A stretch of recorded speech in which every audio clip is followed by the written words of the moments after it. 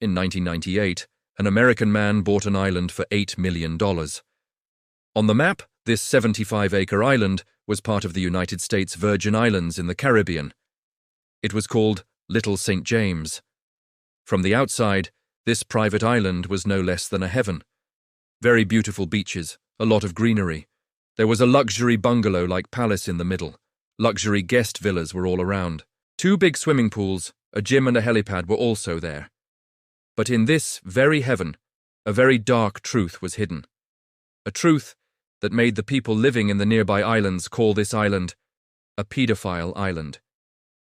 12 to 17-year-old girls were trafficked here, and they were sexually abused. These girls couldn't even run away from here because there were seas all around. Once a 15-year-old girl tried to swim away, but she was caught and her passport was snatched. The most surprising thing is who used to come to this island. Rich people from all over the world, billionaires and famous celebrities. Many big names are included in this list: the British Prince Andrew, scientist Stephen Hawking, comedian Chris Tucker. I don't know how many politicians and billionaires came to this island. Parties were organized here for them. But the question is, who was the owner of this island? The answer to this is a name: Jeffrey Epstein. Epstein used to teach maths to kids in Brooklyn. He was a school teacher. But fate played such a game that in his career, he suddenly became the financial advisor of billionaires. By accumulating a wealth of around $60 crore, he became a multimillionaire. Among his friends, Bill Clinton and Donald Trump, and the former Israeli Prime Minister, Ehud Barak, were among them. In today's video, let's find out the truth behind America's biggest scandal. The whole story of Epstein Files. Everything that was happening in Epstein Island was hidden for years. But in 2005, a small police complaint became the trigger for this case. In March 2005, a 14-year-old girl and her parents were at a beach in Florida.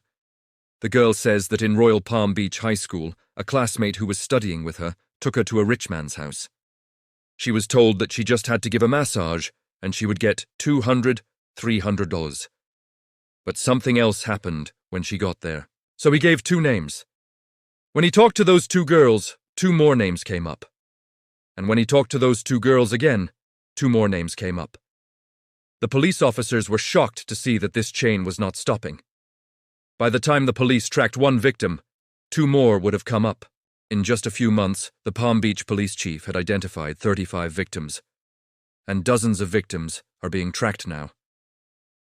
The most heart-wrenching thing about this was that she led me up a staircase, and we made a right into Jeffrey's room, and Jeffrey laying naked on the massage table.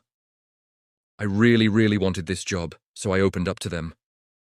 I said, look, this is an opportunity of a lifetime for me. I've been on the streets, I've been abused, and that's the worst thing that I could have done, because I just let them know that I'm vulnerable and I'm their perfect type.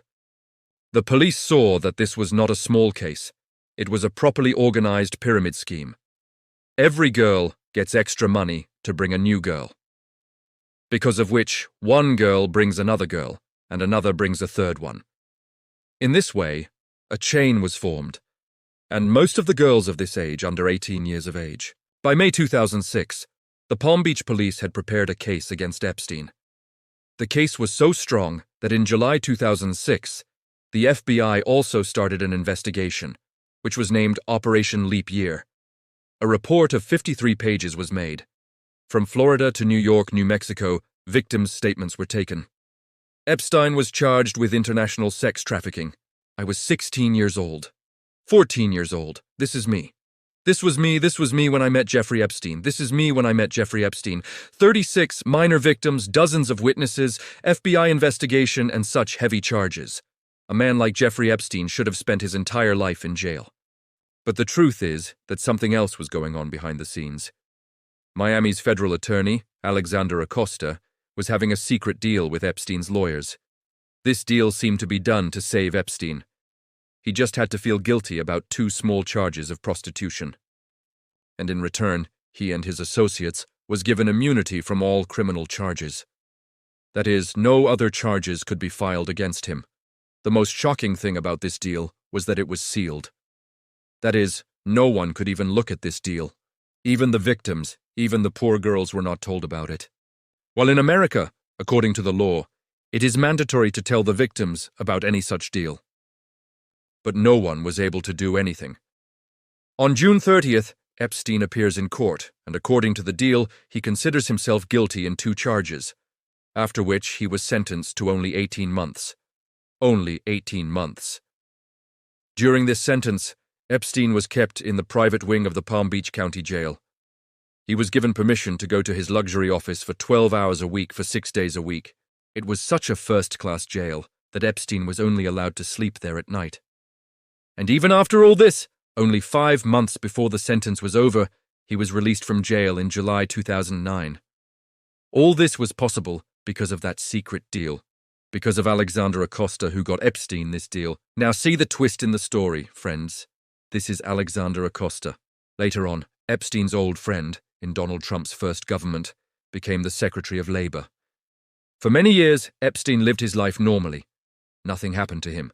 He roamed in his private jet, threw lavish parties on his island, and met powerful people. Our story ends here. The villain escapes. But in a corner of the world, there was a woman. There was a journalist who had decided not to let Epstein escape. Julie Knipe Brown. She was an American investigative journalist who was working for the Miami Herald. In 2009, after Epstein was released, she followed the case closely. After studying the case for years, in November 2018, she published her report. Not 1, not 2, but a whole series of reports on Epstein's crimes and how the system saved Epstein. Julie named it Perversion of Justice. These reports bring a new explosion in the media. The public's anger rises. There is a demand to investigate Epstein again. And because of this pressure, the investigation against Epstein starts again in New York. Julie had identified more than 80 potential victims in her investigation. In her reports, she interviewed 8 of them and documented them. The evidence was very clear. That's why in July 2019, Epstein is arrested again. This time, the charges of direct sex trafficking, he was sentenced to 45 years in prison. But then comes the biggest twist of our story. On 10th August 2019, Epstein is found dead in jail. The disgraced financier Jeffrey Epstein is dead. Epstein took his own life while he was behind bars, facing charges of sex trafficking.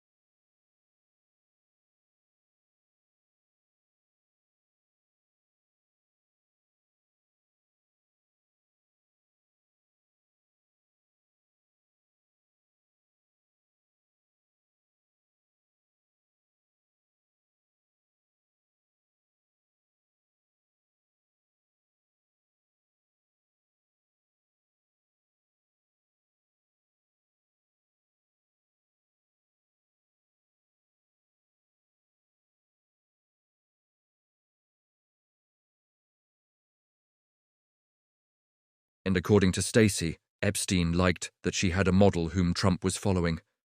Similarly, according to another victim, the parties in which Epstein forced her to make relations with other guests, Trump was also present in those parties.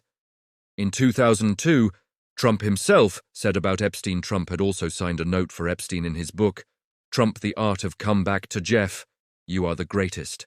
Because of this friendship, these conspiracy theories emerged. That Trump is also not among those people whose Epstein files have some damaging details. And that's why he doesn't want to make all those files public. With all these things, rumors started spreading among the public. Because of these conspiracy theories, the public pressure increased so much that in November 2025, a bill was brought to the U.S. Congress, in which it was said that the Justice Department will have to release all the Epstein files within 30 days. It was a rare moment to see a Republican and a Democratic Party voting on the same issue. Both the politicians supported this bill together. Here, in comparison to India, there is a big difference in America. In the Indian Parliament, political parties can use the anti-defection law to force their members of Parliament to vote in favor or against a bill. But the American Parliament, which is called the U.S. Congress, its members can vote as they wish. No political party can force it. That's why Trump's unwillingness to vote. Some Trump supporters were excited that finally Bill Clinton will be exposed, and the conspiracy theories that have been going on for years will finally be proven. But when the day of 19th December came, the Justice Department released only a few thousand files, were heavily redacted. That is, more than half of the things were hidden in them using a black marker. It was not easy to understand what was being said in these files. But still, when people read them in detail, what came out in these files was less about Clinton and more about Donald Trump. Donald Trump's name repeatedly appeared in Epstein's files. According to one email, Trump traveled 8 times from Epstein's private plane, the same Trump who always said that he never sat in Epstein's plane. Similarly, in another email sent to a reporter, Epstein wrote, Trump knew about the girls because he asked Maxwell to stop all this. According to Epstein, Trump knew what was going on, but he remained silent. He didn't tell the police. New revelations are the most shocking. The FBI received a call. A limousine driver called on 27th of October 2020, just before the U.S. presidential election. The driver told the FBI that in 1995, when he was taking Trump to the Texas airport, at that time, Trump was talking on the phone about abusing a girl. According to the call record, 4 years later, in 1999, when the driver told this to a woman, she calmed down, and then she said, Trump and Epstein had raped me. This woman told the driver that a girl had taken her to a fancy hotel or building where she was raped. Apart from that, there was another document in the Epstein files, a letter on which J. Epstein was signed. The letter said, Offender Larry Nassar. It was written in it, we have one thing in common, our love for young ladies. Our president also loves young girls like us. But we have to eat in jail, and he is the president. Life is very unfair. When this letter was written in 2019, Trump was the president of America. And the most interesting thing is that the Justice Department, which should be neutral like a government body, started behaving like Trump's personal lawyer. These rape allegations were called untrue and sensational. Similarly, the letter was called fake without any report.